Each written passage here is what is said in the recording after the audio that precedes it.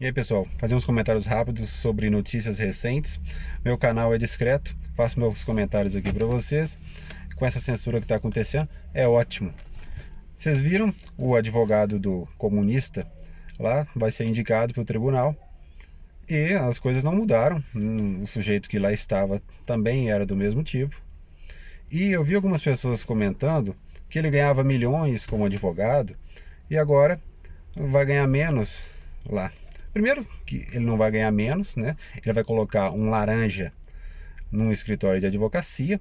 Lá ele vai ter mais influência para poder negociar e ganhar muito dinheiro, obviamente, né? Com essas causas fraudulentas em que acontece o tráfico de influência.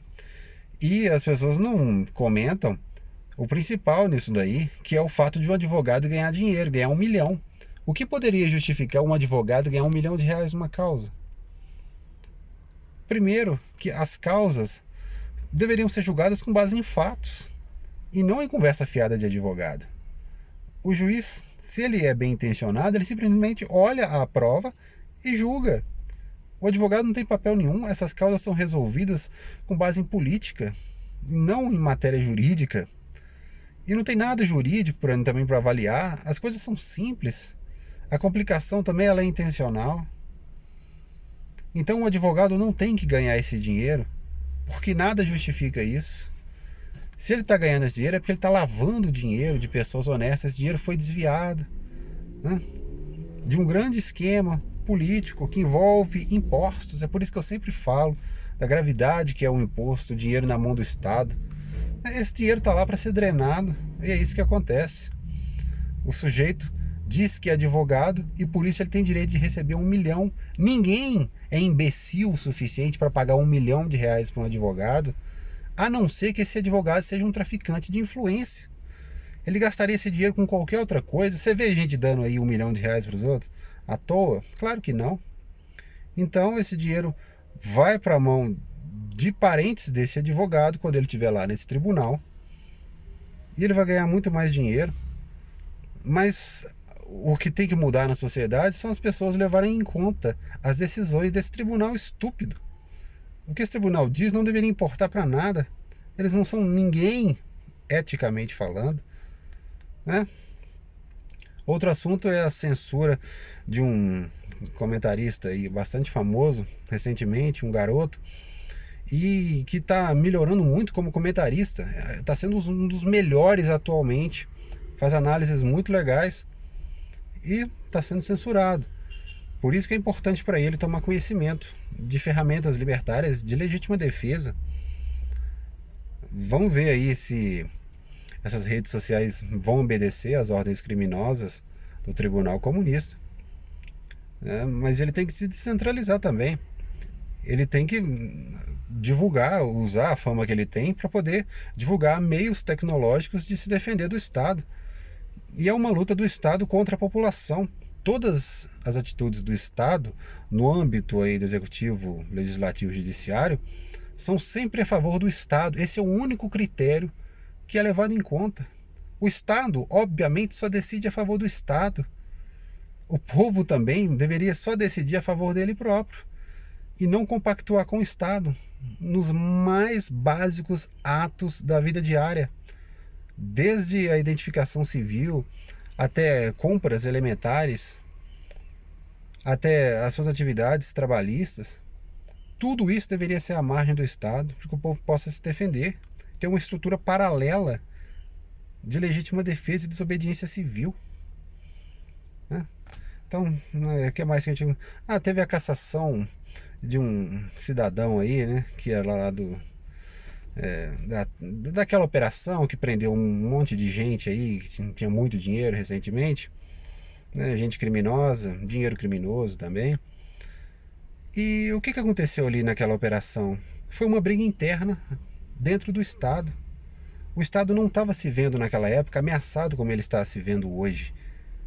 Então, naquela época, ele se dava ao luxo de ter essas brigas internas. Hoje em dia, isso não acontece mais, porque o Estado reviu as suas prioridades. Nesse momento, o Estado viu que as redes sociais são muito fortes. Existe bastante influência descentralizada. A mídia não consegue mentir com a facilidade que fazia antes. Então o Estado, os comunistas mudaram de estratégia, porque existem várias formas de você controlar uma pessoa. Uma delas é seduzi-la com mentiras, com presentes. Agora, existe também a forma de você maltratar uma pessoa. Quanto mais maltratada uma pessoa for, mais pode acontecer, entendeu? Da pessoa já ter assim, se destruído tanto que ela comece a ceder ao controle. E é isso que está acontecendo. A esquerda não se dá o luxo nem de mentir mais. É isso que acontece atualmente. Então, esse cidadão aí que foi eleito, assim como vários outros políticos foram eleitos para o Congresso, políticos que são um pouco mais à direita, né? Não chegam a ser de direita, mas são menos de esquerda. E esses políticos, muitos deles perderam o seu cargo sem nenhum critério. E eles colocaram tranquilamente um esquerdista lá e nem justificaram o ato, nada no âmbito judicial. Não existe mais justificativa judicial de nada. Você está numa guerra. Durante uma guerra não existe esse tipo de justificativa. Agora, um dos lados assumiu claramente a guerra, o outro lado não. O outro lado finge que nada está acontecendo, né? E faz petições ao inimigo para aquilo que vai favorecer ele, ou que não tem nenhum cabimento. O inimigo só vai favorecer ele próprio, não você, né? E aí eu lembro do gesto criminoso feito por alguns militares, né? Do comando, essas forças armadas ridículas que existem hoje no Brasil, em que eles covardemente quiseram mentir para o povo, um povo que estava buscando apoio neles. Isso é pior do que os crimes de guerra que foram comentados aí, né? O que foi feito aí na porta dos quartéis no começo do ano. Nem em guerra você vê esse tipo de coisa, porque o povo lá não estava na condição de inimigo do exército. Pelo contrário, o povo lá estava na condição de pedir apoio do exército. E o exército não só não deu o apoio, como atacou o povo mentindo, né? Então, o pessoal usou aí alguns termos para se referir a esse crime de guerra. É pior do que isso que o exército fez. Agora, esse exército tem um comandante, teve um comandante, tem um pilantra aí, o ex-presidente, que ainda está a favor desse exército aí, né? E ele vai ser poupado das críticas, né? Não é assim que deveria ser. Mas voltando aqui ao cidadão lá que foi cassado, né? O deputado que fazia parte daquela operação lá que prendeu um monte de gente. Esse cidadão criou uma mentira. Ele criou uma sustentação falsa, como se isso fosse justificar alguma mudança que viesse a acontecer no Brasil, quando na verdade era um interesse próprio dele se promover o tempo todo, né? Ele queria ficar dando palestras aí, ele queria criar fundos de R$ 1 bilhão para eles administrarem, ele queria exercer influência burocrática, política, como se isso não fosse um jogo, né? Ele sabe que tudo que foi feito nessa operação, embora teve um efeito positivo de mostrar claramente o que é o Estado, tudo que foi feito ali poderia de um dia para o outro ser anulado, como foi anulado, já que o Estado não vai combater o próprio Estado. Para você combater o Estado, você tem que estar de fora, você tem que montar uma estrutura paralela, né? E esse cidadão aí, lá do sul do país, foi caçado, ele entrou numa guerra de mentira, né? Quando na verdade os dois lados estavam do mesmo lado, e ele ficou no meio disso, né?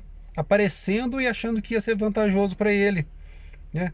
Teve as vantagens para o país, como eu disse, mostrou o que é o Estado, tá na história, tá, mas não adianta, porque isso não tinha o potencial de mudar nada estruturalmente, porque quem tomaria as decisões referentes a isso não é uma estrutura independente, pelo contrário, é a mesma estrutura que estaria sendo atacada por essa operação, que é o Estado, que é a política, que é a esquerda, que é o centro, né? Então tá aí, esse vídeo é isso.